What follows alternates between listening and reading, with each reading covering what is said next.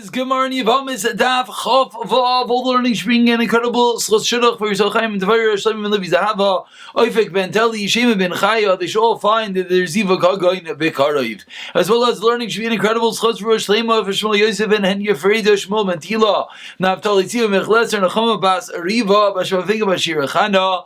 Yisrael, an exciting day as B'siyata D'Shmaya. We'll be concluding the second parak of Yevamos, and again, if anyone would like to add a name to the Chaylim list, whether it's for sponsor or just stam to add a name, please feel free to reach out, and let's pick it up from the bottom of Chav Hey Amid Beis. We are 5 lines from the wide lines as we go into the 2 dots of Mi'ana Oisha Chaltza. We're continuing the theme in the Mishnah, which the Mishnah taught us that when a Talmid Chacham is involved, we have to be concerned. We'll call it Ma Yoimru Agayim. What are people going to say? Are people going to say that this looks a little bit fishy or not? And we saw in the Mishnah 2 parts of the Mishnah. The first part of the Mishnah was when the Talmid Chacham acted on his own. If he went and he did not find a way to get rid of a neder, and he answered up the woman, and therefore she had to stay married to her husband. And then what happens? And then subsequently, she whatever the case is, her husband dies or gets divorced, then he is not allowed to marry her afterwards. Because it looks bad. Excuse me, I said the case wrong.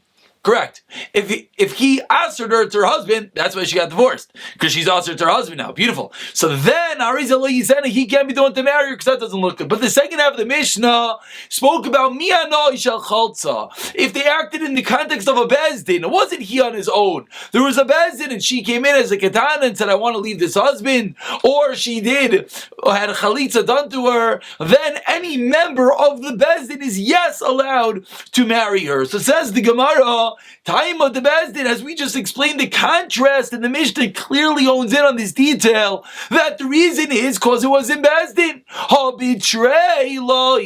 But says the Gemara, what if it was only 2 people? It wasn't a proper bezdin of 3.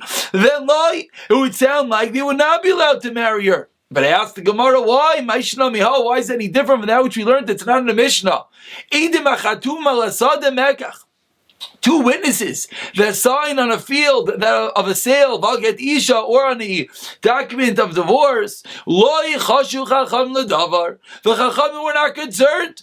Why? Because they didn't do it on their own. So they themselves are allowed to act on that item afterwards. So why in our Mishnah does it sound like only when there's a proper bezdin of 3, whereas here we see even of 2? Explains the Gemara. Ledavar zeh. He gufa kamash, and that is the chiddush. The chiddush is the afuke miman damar mian b'fnei shnayim. The Mishnah is coming to teach us: do not do mian in front of 2. Kamash malon mian b'gimel. That's specifically what the Mishnah is teaching us, is that mian is by 3. But you're right that even if it would be 2 people, they would still be allowed to marry the woman. So Yibaylo asked the Gemara 4 lines from the bottom, what is the story of Konas Mau? What if the Shliach, what if the Talmid Chacham married her? Which again, he was not allowed to. In the first part of the Mishnah, in a case where the Talmid Chacham said she's usher to her husband, or in the case of the Shliach was the one that brought the get, which they're not allowed to marry her because it doesn't look good. But what if they did? Now what? We force them to get divorced. Says the Gemara, Machlekes Rav Kahana, Markanas Mighty, Rav Ashi, Markanas Einai Mighty. Machlekes Rav Kahana and Rav Ashi, whether they are forced to get subsequently divorced. Tanalu Rav Zuti, Devei Rav Papi, Devei Markanas Einai Mighty. So we have a Machlekes. So Amru Lei Rabbanan Rav Ashi, the Rabbanan said to Rav Ashi, who again said Kanas Einai Mighty, they're allowed to stay married. Gemara Svara. Rav Ashi, where do you know your din? Your din that if they got married, they're allowed to stay married. Is that a tradition? It's a Gemara, you learned it from your Rebbe. Svara, or is it an ideological assumption you came to on your own? Amr lahu, Rav Ashi responds, Mastis, and it's a Mishnah. What did the Mishnah say? This is a Mishnah from yesterday. If there was someone who was subject of rumors from either a shivcha, that she was together with a maidservant, and then then that maid servant became freed from a goita, then that guy became a Jew. Don't get married. It doesn't look good. People are talking, and all of a sudden, after it gets freed, all of a sudden, after they become a Yid, you go and marry them. Don't do that. But v'im kanas ein moitzi. So says Rav Ashi the same thing by us. You shouldn't get married, but if you did, ein moitzi. So Alma explains Rav Ashi. What do we see as we turn over to Chavav and Alev Abirinana? What do we see? We see Bernana. As Rashi in the Tab Rashi explains, what's a Bernana? Like a song. Rinun velaz b'nei adam. People are singing and talking. People are saying this doesn't look at this fishy matter. Loi mafkinon. We do not say get divorced. Achanani Bernana loi mafkinon, says Rav Ashi. It's the same thing by us. Bernana loi mafkinon. Says the Mishnah as we conclude the second parak of Meseches Yevamos, ve'kulam shahayu lem nashin u'meisu mutares linasei lehem.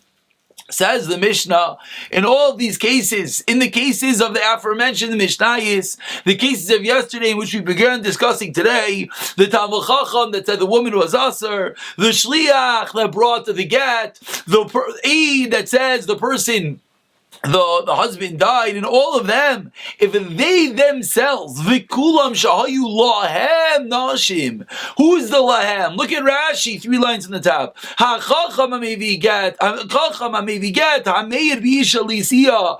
If they themselves, the Talmud Chacham was married, the Shliach was married, the Eid was married,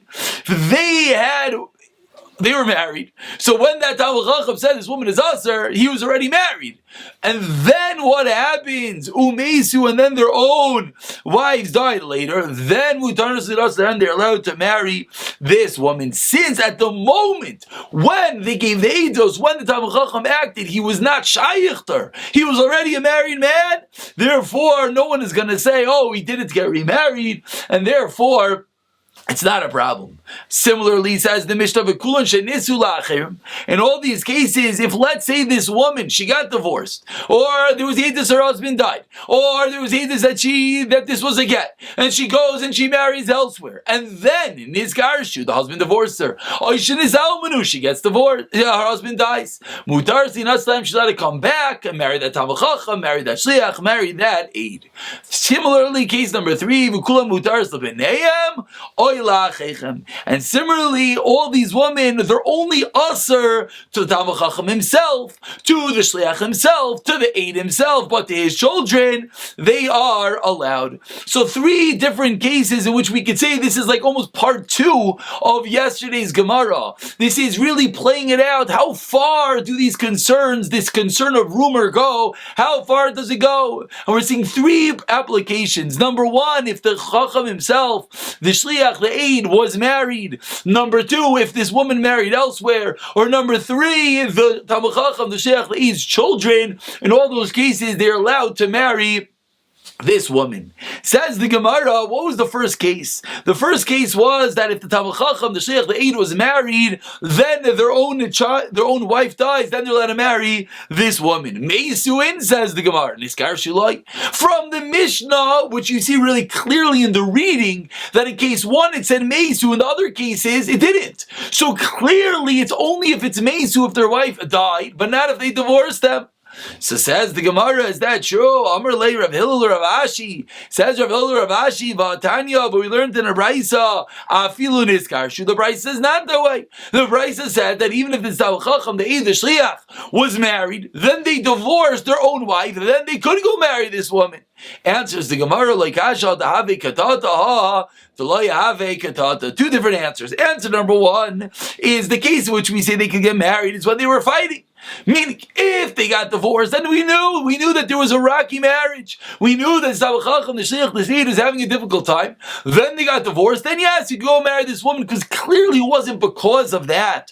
There was no issues. They had a beautiful, happy marriage. All of a sudden, this Talmud Chacham, makes this woman usher to husband, and the next day, boom, he divorces his wife, that looks fishy, therefore you cannot do that. Answer number 2,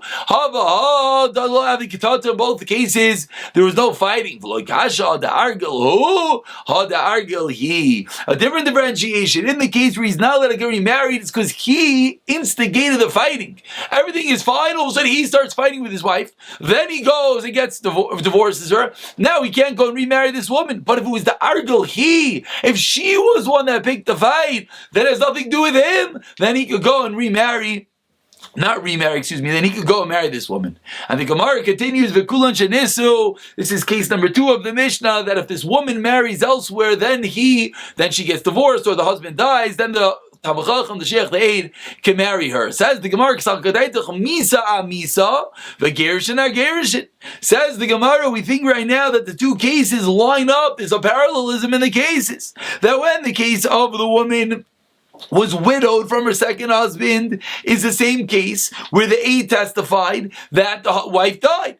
Gerushin goes on the case of Gerushin. So says the Gemara, name of Mastis, and if that would be true, the like Karabi, why the Karabi Amar betrays Zimni Avichazaka? Because if that's true, if you add up the case, now we have a woman that 2 husbands died. And if 2 husbands died, Rebbe holds that's a Chazaka, big famous machlokes. What creates a Chazaka? Is it 2 or is it 3? Rebbe holds with regard to Katal, with regard to a woman, if that her husband dies 2 times, she's called a Katlanis. She's called a woman that kills her husbands, not literally, but the marriage to her, whatever that means, the Seguli marriage to her causes the husbands to die, and therefore no one's allowed to marry her anymore. So from our Mishnah, if we line up the cases and this woman got married 2 times, and yet the Mishnah allows her to keep on getting remarried, we see now like Rabbi says the Gemara, no Raya, Misa, Gershon, Amisa, the cases do not have to line up. Says the Gemara, as we conclude the paragraph, the Mishnah concluded that all of these women are only usher to the Talmid Chacham, to the Shliach, to the aide, but to their children they are allowed. Says the Gemara, why is this case any different from that which we learned tonight in the Mishnah? When there are rumors about a woman, usher bi'ima u'bebita u'be'achaisa, it's not only usher to her, you're usher to her mother, you're usher to her daughter, you're usher to her sister. So says the Gemara, why in our case, our Mishnah any different? Explains the Gemara fundamental difference. Nashi legabe nashi shchichin ve'azlan dazlan. Gavri legabe gavri lo shchichin. In that case of the other Mishnah, what was the suspected rumors? Was on the woman, anitan min ha'isha. So now you cannot marry your daughter, her mother, etc. Why? Because daughters, mothers, etc., they all hang out together. So if there was a suspected rumor with let's call it Rachel, don't marry Rachel's mother or daughter, because Rachel's mother and daughter are going to come hang out, they're all going to come hang out together, and you have a suspected rumor about her. Whereas Gavri lo shchichin, whereas in our Mishnah there's not a concern, because in our Mishnah we're talking about the guy, talking about the Talmid Chacham, so it's not as common for him to come, that the daughter or the mother to come hang out with him, and therefore there is no concern. Answer number 1. Inami, answer number 2. Nashid lo asran shchivasan adadi lo kapti adadi. The woman, they're lying together, does not asr on others. Whereas Gavri dasir shchivavtan adadi kapti adadi. That woman, if a woman were to sleep with another woman's husband, it does not make the husband usher to his wife. And therefore, loy kapti adadi, the women are not nervous about the husband. And therefore, there's a higher level concern. It's a bit backwards. Therefore, there's a higher level concern that if the man goes and marries a woman in which there were suspected rumors about, there's an issue, there's a concern, they might continue the relationship. Why? Because the new wife is not going to do anything to prevent it. Why? Because it doesn't make a difference to her. But Gavri, when it comes to the man, if a man goes and sleeps with another man's wife, she is then Aser, then Kapti Adadi, or her husband, will be Makbid, will be careful about it. Yachi asked the Gemara of an Ami. So then if that is true, then the Mishnah should also say he's allowed to marry the father. Why does the Mishnah say? What do we start off? To the sons or the brothers. What about the father as well? Explains the Gemara, you're right. No, really we agree. Really she's allowed to even marry the brother, the father, and the children. It's pashit the father that a child is embarrassed in front of. But a son, the father is not embarrassed in front of him. Maybe not. Kamash Malon. So that was the chiddush of the Mishnah, that even the b'neihem, but certainly the fathers, and that is the chiddush that our Mishnah is different than the other Mishnah in two different ways. In our Mishnah, the man is very different than the woman, both in Isser and in practicalities, and therefore in our Mishnah it's mutter lebneim nachayim and la'aviyim. Hadjon Allah kitzad ishas achev. We must do a chazara. There's absolutely no question of this incredible second parak of Yevamos. Mirz Hashem, I'm hoping it's getting a little bit easier. Hopefully the cases, as we learn more and more of them, don't worry about to get nailed with a doozy, but hopefully as we get more and more into them, we get more familiar with the breaking down of the Gemara, all the different cases, and we should keep on learning together. But right away, let's go headstrong into a new parak. And let's get to it. Araba Achin, there were 4 brothers. Shnayim and Nesuin Shtei Achayos, 2 brothers are married to 2 sisters. Umesu and Nesunis Achayos, and of course, the ones that are married to the sisters are Niftarei L'Cholsos L'Misabamais. You have to Chalitza and Ayibum. Vim Kadmu V'Kansu, and if they went and they tried to do Yibum, Yoitziu, they must get divorced. Case number 1 in the Mishnah, we'll see a picture in a moment. Rav Eliezer, Omer Beishami, Omer Mikayim, Beisil, Omer Yoitziu. Rav Eliezer says, this is subject of a machlekes Beis Shammai versus Beis Hill. So here we have a beautiful picture. Again, hopefully we're getting more familiar with these cases. Reuven, Levi, Shimon, Yehuda. Reuven, Levi, Shimon, Yehuda. But over here, they just put Reuven and Shimon on the ends. That was confusing. Excuse me. But Levi and Yehuda are Nifter. Levi and Yehuda have to be married to sisters, Rachel and Leah. So the halacha is Reuven and Shimon have to both do chalitza. Why? Why can't Reuven and Shimon do yibum? So as it says over here, very simply, because it's called achayis ziku kasai. What's a zika? We've seen many times, and we'll see again in the Gemara. Zika is the connection between the Yevama, the woman awaiting the brother to marry her, and the brother. So Reuven has a connection to Rachel and to Leah, and because they are sisters, he's not allowed to marry either of them. Because the achayis ziku kasai is a derabanan, and therefore, why is it a derabanan? Because it's similar to achayis ishtai, and therefore, says the Gemara, both Reuven and Shimon are forced to do chalitza. Continuing the Mishnah, here we go.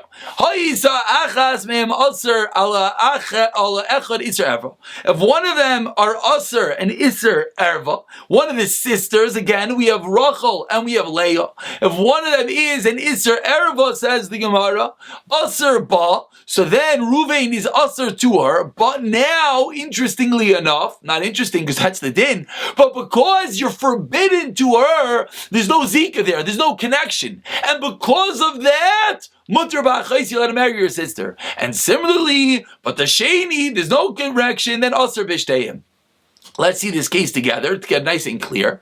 Over here you see Reuven and Rachel is an Isser Erva. Because Reuven and Rachel is an Isser Erva, that means there's no Zika over there. That means Rachel as if she does not exist with regard to Reuven. So Reuven could go and marry Leah. Reuven could go and marry Leah because there's no Achai Zikukasai. But Shimon is the same person as we started. Shimon still has the same issue, and therefore Shimon is Aser B'Shteihem. And we continue in the Mishnah, case number 3, Isser Mitzvah, Visser Kedusha. Let's say there's not a full-fledged Isser Erva, Isser Mitzvah, and Isser Kedusha, and Isser Derabanan. Then, because then there's still some small level of Zika, because the connection between them is only an Isser Derabanan. So what do you have to do? You have to do Chalitza. Hoisa Achas Me'en Asura Al Zeh, Isser Erva. V'Hasheni Asura Al Zeh, Isser Erva. Let's say both of them had an Isser Erva. So let's just think about it. What does that mean? That means the connection here is nothing because it's an Isser Erva. So each one could marry the other. And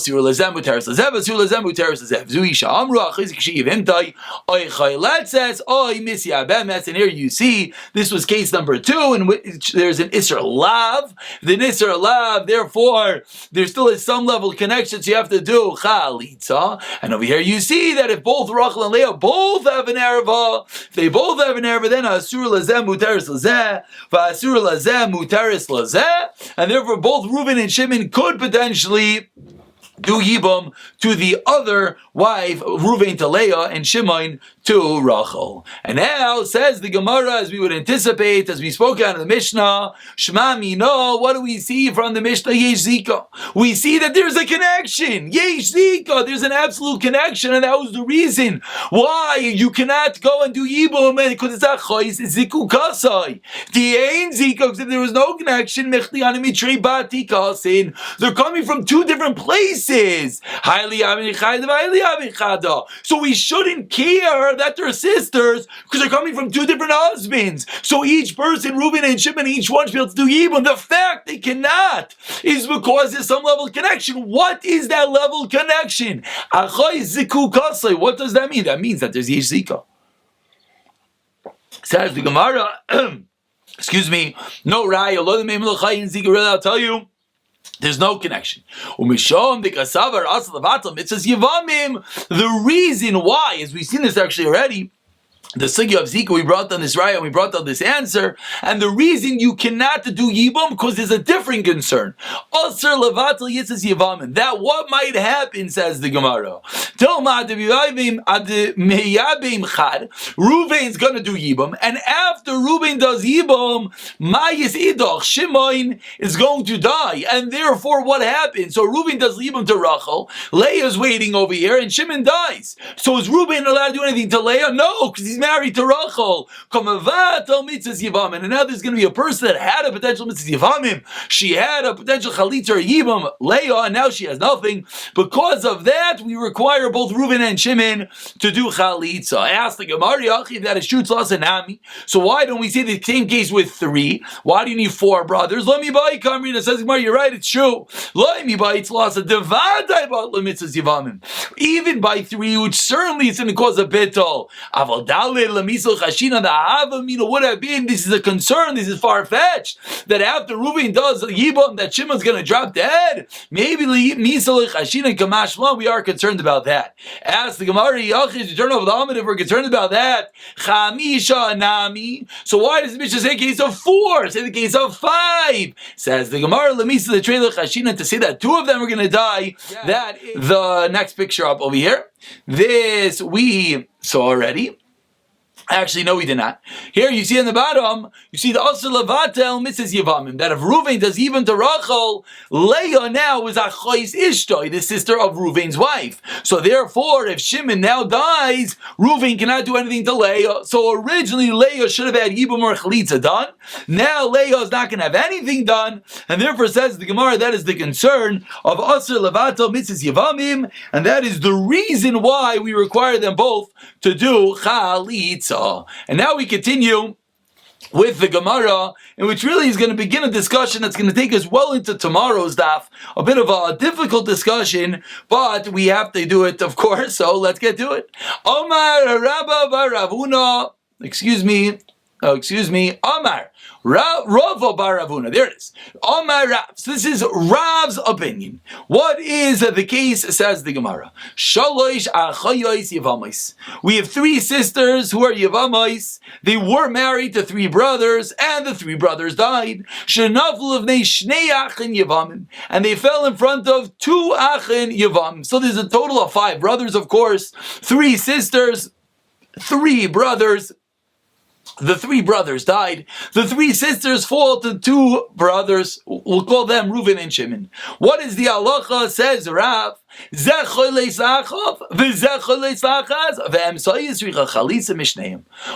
does chalitza. Excuse me, I shouldn't say Reuven. One does chalitza, another does chalitza, and the middle one needs chalitza from both. Let's just read the Gemara. The Gemara really is going to flush out exactly what this means, and then we'll see it in a picture, and then actually we're going to call it a day. Omar le Rava, says Rabbah. What? I don't understand. You said